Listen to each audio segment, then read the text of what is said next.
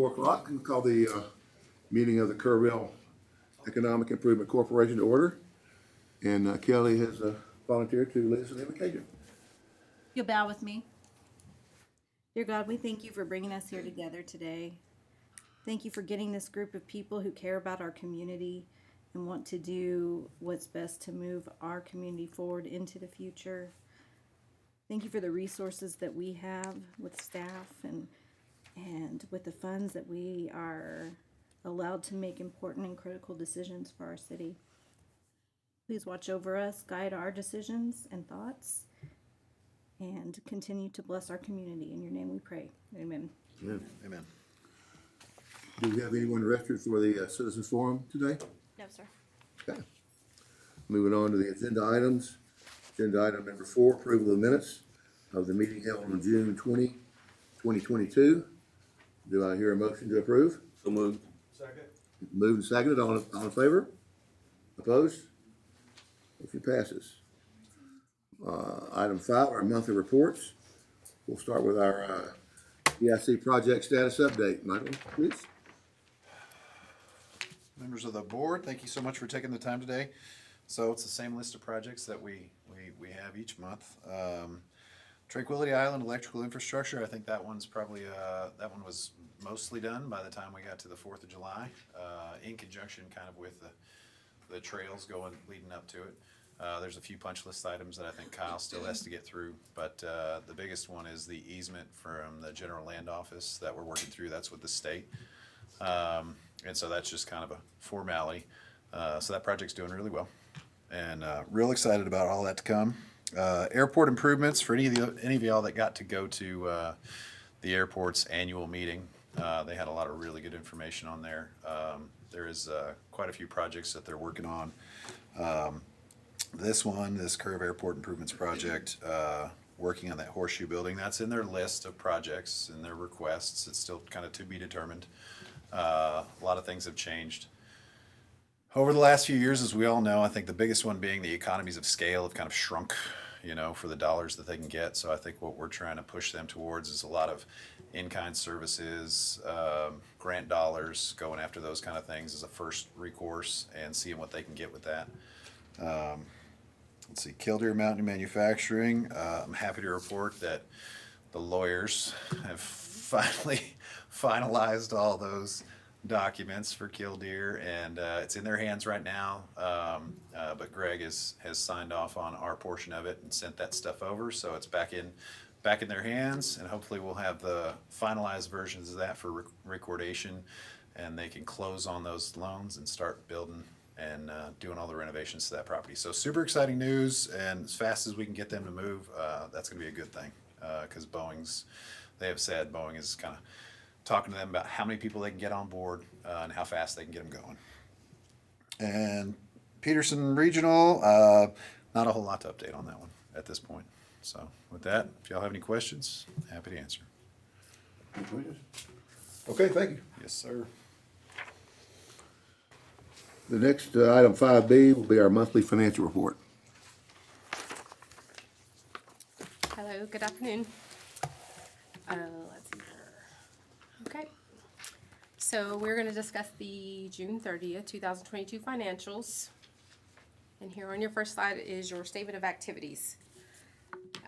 So column, this current period we're looking at, second column there. And the June sales tax came in at $406,000 for the month. And then that is a 10% increase over June 2021. Year to date, we've collected $3,547,000, and based on your budget, we estimated you to be at $3,033,000. So you're better than budget right now at by $513,000 for the year. We have received the June sales tax, and that July sales tax, and it came out at $404,000. So that's a 9% increase over July 21, and so we're still trending about 10 to 12% every month. That's what we're seeing. Okay, down on your next revenue is your interest income, $49.04 for the month, and that's $33.79 in your tax pool account and $1,525 on your commercial paper investment y'all have. Moving down on to the expenditures section. Your monthly administrative fees to the city for $16,250, and then your monthly debt transfer of $90,781. And then down in investments and projects, there's been no activity, as Michael's reported here. So June's change in net position is $304,000, and year to date you're at $971,000. Here on your next slide is your cash flow forecast. And first column is your activity from October through the end of June. And that down at the bottom row, you'll see your cash balance of $3,707,000. And the next column to the right is the remainder of the fiscal year 22 estimations. I won't go into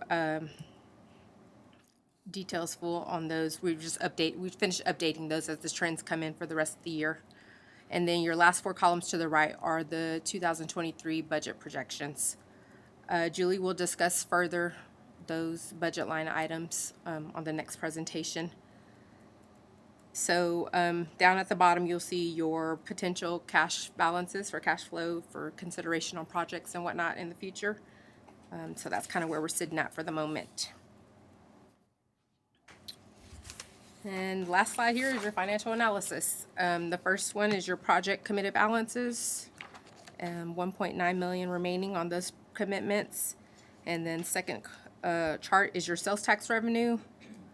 And then the last one is your cash analysis for your tax pool balance and your commercial paper investments you have.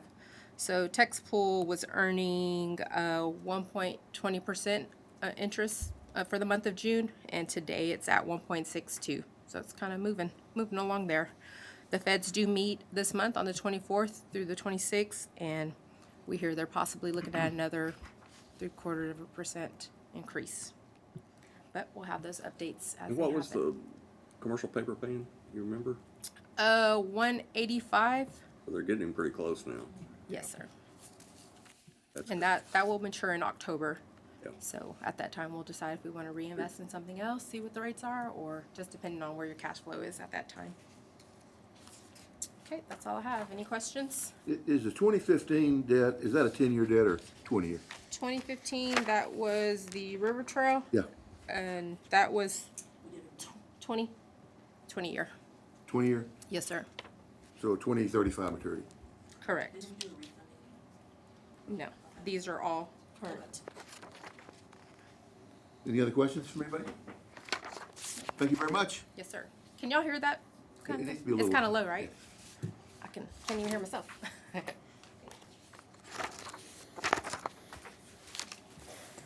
Okay, moving on to item 6A, the Kerrville Economic Development Corporation budget for fiscal year 2023.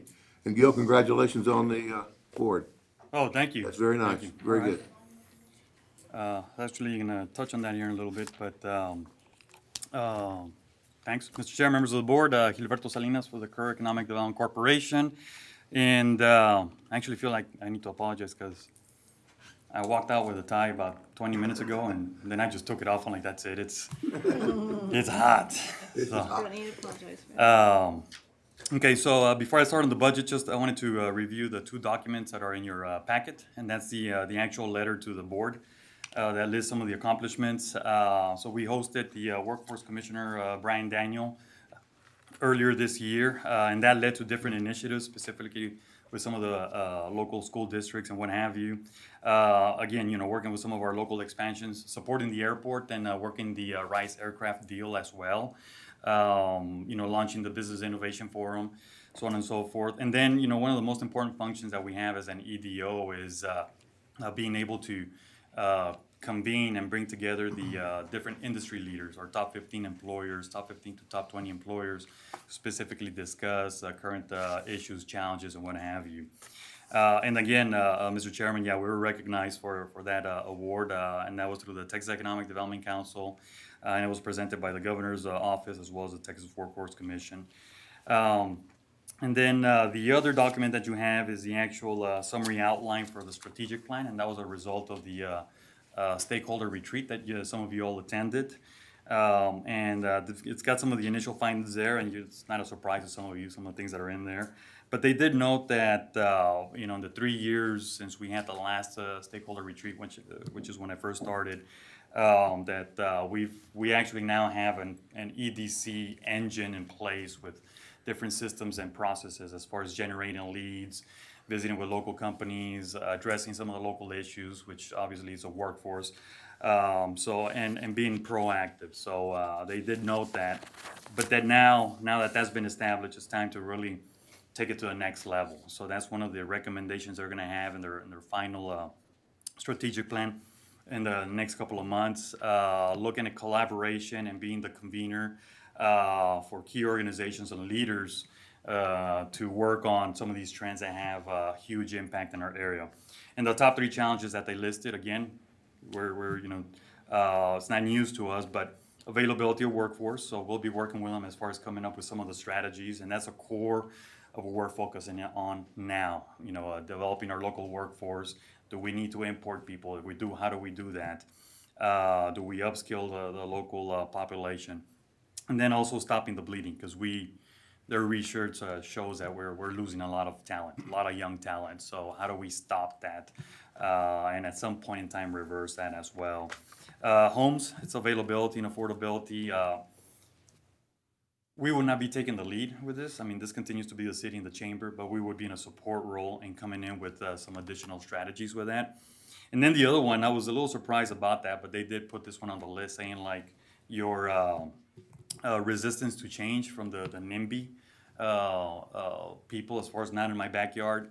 It's gotten to the point now in the last few years, and this is a consultant saying that it's loud enough where now it's starting to really hurt the growth of the city. So we're going to be working with them to see how we help with that. So again, it might not be something that we take the lead with, but something that we might support in trying to work with that.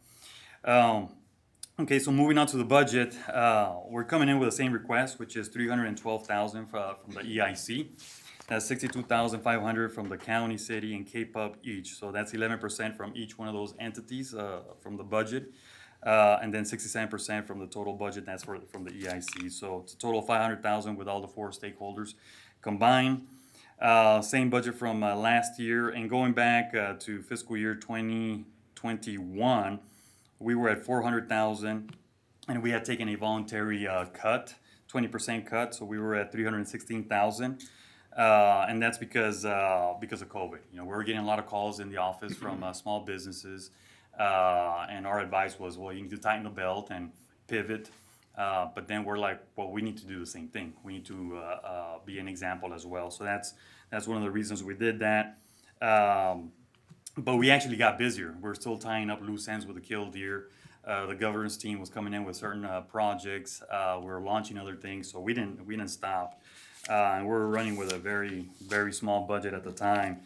Now looking at some of our expenses, as you can see on the marketing side, we've got $28,000. That's for our total marketing budget. Website, a little bit of recruitment, and the reason it's a little low or a lot low is because my background's in marketing and communication, and Teresa, I've trained her in that regard as well. So we do a lot of that in-house. So, we have about a $60,000 to $70,000 savings because we'll do the design, we'll do the writing, the content. So that's why our marketing ask is not as significant. The next one's contract services. The bigger item there is for outside contract services. That's usually for consultants that do the economic impact analysis for us. So whenever we have white papers that we produce, we author them, but we use their research. Or if there's a project that we're working and we need to see what's the ROI on this particular project, if we do provide incentives. And then the KADC service agreement, as you can see, over the last 3 years has gone from $55,400 to $8,900 and $2,400 for the next year. And that's basically the administrative portion of the agreement that we have with the KADC before, with the chamber, I mean. So before it used to be part of the executive director's salary. Now we're just paying for a part-timer to answer our phones. And if somebody comes into the office and we're not there, that there's somebody there from the EDC as well. On operations, the big ticket item there is the $9,600, and that's the office lease. So that's what we pay the chamber. to use 2 offices and some of their amenities in the office as well. Payroll, as you can see, that's 297,000, and that's for the bulk of that. I mean, that's salaries, and so that's 60% of our budget. You know, the other 25% is operations, and the remaining 15 is about marketing and some events. On travel and meetings, you'll see the conferences and retreats. Those are some big numbers there, and that's from the stakeholder retreat. Consultants are harder to come by and more expensive, and a lot of it is just inflation. So they're charging a lot more, and so we had to split it into 2 budget cycles to be able to bring them in and give us that the retreat, the research, putting together the plan, and then helping us execute the plan moving forward. So, and then on sponsored events, at the request of this board, we separated that into a separate section. So that includes the Top 40 Award, the Innovation Forum, 4 industry roundtables that we put together every year, the Signing Showcase, and then our Entrepreneur Center. So it shows that we're at a loss there, and that's because a big part of that is last year the governor's office was going to have their small business series in conjunction with our Innovation Forum. They pulled out last minute, which means we couldn't count on the registered or the registrants that they were going to be bringing, which was going to be 250, I think. But we proceeded with our event. I mean, we're like at a point where, well, we need to continue with it and launch it. Otherwise, we kick the can down the road. It's not going to get done. And then looking at these, I mean, these are value add events for local business and industry. And just looking at the budget overall, it gets us back to having on track to being at some kind of a, if not breaking even, some kind of a surplus next year with a normal operating year and having some flexibility to work on our programs that we've launched and just building on some of those successes. That concludes combination summary report and then the review of the budget. I'm happy to answer any questions. What do you estimate your year-end surplus balance will be, your fund balance this year? For this year? Yeah, at the end of this year. At the end of this year, we're going to be about between -10 to -15,000, and we're still reeling in from that innovation forum the previous year. And then for next year, we should be at between 15 to 25 at surplus. Okay, the 15,000, I see that on side of your operations. The bottom line, again, we've got an end of year fund balance. It showed 91,000 beginning at the end of fiscal year 21. So would it not be 76,000? You'll lose 15 and then you had 91 start and you're losing 15, or am I missing something there? Yeah, it would be. Between 80 and Yeah. 75.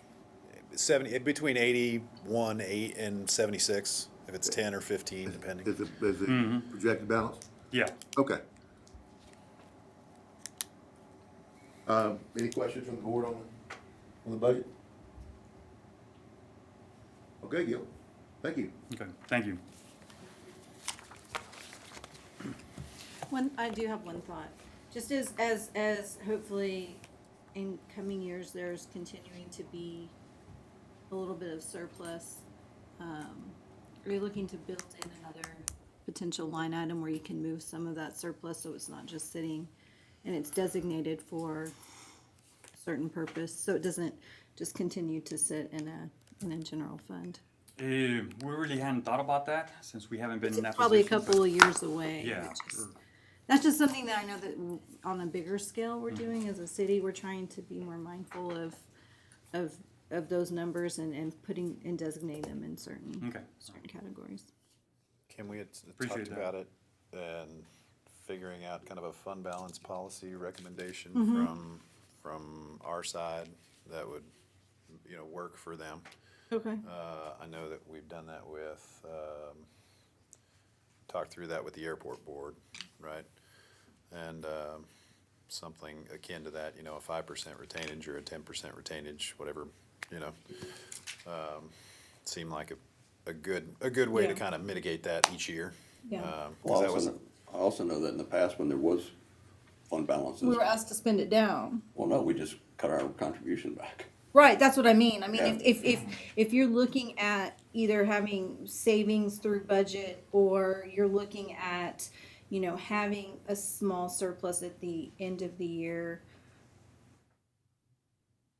if you're thinking ahead about where you might want to designate funds, if you get more from, I just say that because that would mean either you have decided where you want to put it, or you could potentially be in another situation where you've got a board asking you to spend it down. And if you're wanting to build that, I was just the Okay. thought that I had. Most definitely, appreciate that. So the next meeting that we have, predicated on today's meeting is the agreements between KEDC and the EIC. So this is the last year of a 3-year agreement. And so we'll propose that 3-year renewal, or not renewal, but, a new agreement for 3 years. And so we have some thinking about what you're talking about there, EA and I and Julie and Gil, we've been talking about reworking some of those points, and so we can add some of that language in there and see how KEDC's board looks at it and see how, Yeah. how we feel. Well, more as a protection piece to KEDC, if you've got some, Yeah. Savings at year end, so that you're not in a position to have to go before, boards that are saying, well, you just need to spend your reserves. Yeah. Sure. It's really, if it gets to be so large, it's real easy to say, we need to cut back, and Yeah. there's no reason to have the money in EIC. And if you don't need it, We should keep it in your budget, we should keep it for other projects we might have in our budget, Correct. so. Okay. We'll be mindful of that, most definitely. Okay, anything else? Thank you, Gil. Thank you. And I take it we don't need to do any actions? So the recommended action is approve the KEDC development budget for fiscal year 2023. Make a motion that we approve the budget for the KEDC for the year 2023 as presented. As a second? Second. We have a motion and a second. All in favor? Any opposed? Motion passes. Now, item 6B, the EIC proposed budget for 2023. And Gil, I just want to say thank you. I mean, sitting here is hopefully gotten a little bit more comfortable over the years since you've been here, and I think that's a testament to you and what you're doing with KEDC. So Thank you. Okay, more budget fun. So I gave you guys a handout of the projects that EIC has completed since inception. Some of them were interesting. As I look back through them, were way before my time, but a lot of good work has been done. Also gave you a handout at your place, the proposed budget, just in case it was a little easier for you to read than on the screen. So, pretty simple presentation, actually. Well, could we just, Yes, not gloss over that, I mean, I think it's great to note that we've spent $59 million over the last 22 years on these projects for the city. That's quite a lot of money it is, and some for of them this are city. So I still, think that's something that should be, should be proud of, and people should understand that's where that money's going. And this is a great list, and as to how much had gone back into the city from the definitely, sales and it may tax. be So something that's that we will notable. present at some point, Even the in a categories, modified too. version to council or, in a public forum at some point. I don't think people realize sometimes how You know, much you and I guys think we do. need to make that category and Okay, where, just kind of where all that's going, because that's really a good number. okay, we can certainly look at that. I don't think that'd be too difficult. We can categorize it and bring it back to you and then maybe, present it somehow in a public forum or put it on the web. Is that list, I didn't see the KDC funding on there, does that list? Include that. It does, oh no, it won't, because that's part of your regular operating budget. Those are just projects, that were funded. So it doesn't show the contributions to the city or to Right, KEDC. that's correct. Those are just operating budgets, but we could also It does show the that, debt funding because of those were projects that we funded. right, and we could show that as well, depending on if we showed it in graphical form or however we decided to show that. But we can bring you something like that. Yeah, I think it should be consistent with how we do in the financials, Okay, how we show it. sure. Yeah, You we tie them can, together. okay, yeah, we can tie that out graphically and in another way, whatever way looks best for y'all, then you can decide how you wanna present it. Okay?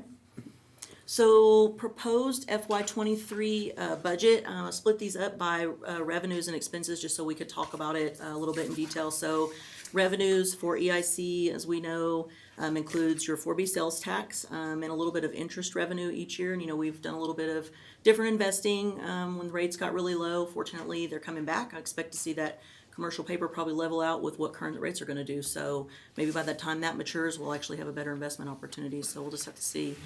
In line with how we budgeted the general fund sales tax, we budgeted sales tax for fiscal year 23, 6% over where we're estimating 22 to end. It's a little bit more aggressive than we did last year, but coming out of COVID, we were super conservative still and just didn't know what was gonna happen. That's still very conservative in my opinion. We're 12% on average, over fiscal year 21. However, you know, the Fed's potentially gonna raise rates again. We don't know what's gonna happen, and so I'd rather be telling you, hey, we met or exceeded budget than, guys, we're gonna have to cut back somewhere. So that's what the thinking was there. Reminder that we do have a 2-month lag on sales tax, so we won't be able to tell you what that actual number is till November, once we get that sales tax for September. So we did also budget interest revenue at 1%. Again, you know, that could change. It's such a small amount really in the overall picture. I think anything we do better than that is just kind of gravy. I don't think there's any point in coming back and amending that depending on what the Fed does next week. So more to come on that as we see what they do. Are you So. saying we amend it in November when you have actuals? We don't need to. We could, but you don't need to. But EIC budget doesn't have to be balanced. So really, you operate more from a cash flow standpoint when you're considering projects and those kind of things. So just like sales tax exceeding so much this year, we could amend it, but there's really no reason to since you operate solely on cash flow. Okay. On the expenditure side, so proposed expenditures include all known expenses and do include estimated payments for committed projects. So at the top, administrative expenses, we put a little bit of money in for things like office supplies, nameplates, those kind of things. It's not a big number, $650. The professional service line specifically addresses the part of your contract that says if you choose to use outside legal counsel other than what's provided to you by the citi, then that's where that funding would come from. We did budget KEDC flat with last year based on Gil's proposal that he brought to you today. That can be, you know, amended. Sounds like you guys are going to go ahead with that, so we'll leave that the same. Administrative service fee to the city, slight increase there, $5,000, so went from $195 to $200,000, and that's pretty standard. We did skip a year there during COVID. Debt service, that's in line with your debt payments, and you can see a little bit of decrease there. Your project commitments right now just have really 2 out there. So the airport project is the Horseshoe Hangar project. It's been out there since 2019. That contract does expire in November, so we're working with the airport to see what we can do there, just based on the way the contract was written and their ability to complete that. We estimated $800,000 for Sid Peterson for fiscal year 22 and 23 to make the total 1.6. If we don't spend it in 22, then obviously that will roll over. And Trina will show that monthly in her expenses. Real quick on that, I just can't remember. So if they don't spend it in 22 and they spend it in 23, because we budgeted it for 2 budget cycles. So Right. would that push the next one back to 24? No, it doesn't, because you have a total project commitment, and so when you committed that, we assumed that it would all be spent by fiscal year 23, so that money is encumbered, so to speak, so it's not available for other projects. So regardless of when they spend it, you're committed. So total expenditures, $2,750,524, estimated revenue. Net revenue, I'm sorry, $2,540,119. Just keep in mind that's net revenue as it sits right now. So as you take on new projects, then of course that number will reduce or grow if sales tax is better, of course. Any questions on that? Questions? Thank you very much. Sure. We are asking for approval of this today so that we could present it to City Council if you are so inclined. If you want us to revisit anything, of course we would do that. Board comfortable, go ahead and approve the budget? Sure. Oh, yeah. I'll make a motion to approve the budget as is. Okay, I'll second. All in favor? Any opposed? Passes unanimously. Okay, now, we need to go into executive session, to discuss, workforce housing development projects under 551-071, 551-072, and 551-087. Do I have a motion? So moved. A second? Second. All in favor? We'll go into executive session now.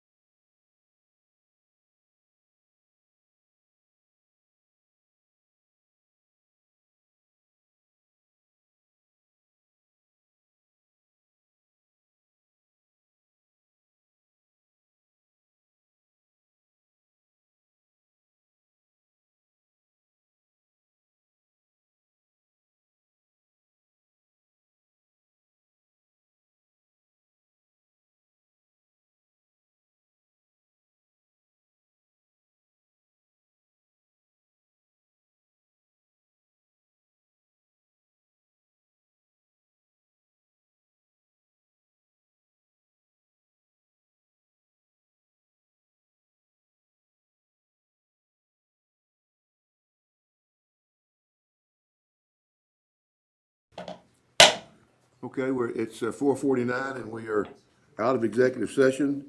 There's no possible actions resulting from our discussions out of that, so we'll move on to item 9. Any items for future agendas? Okay, hearing none, I will entertain a motion to adjourn. Second. Approved. Thank you, everyone. We're adjourned at 4:49. Thank you, Danny.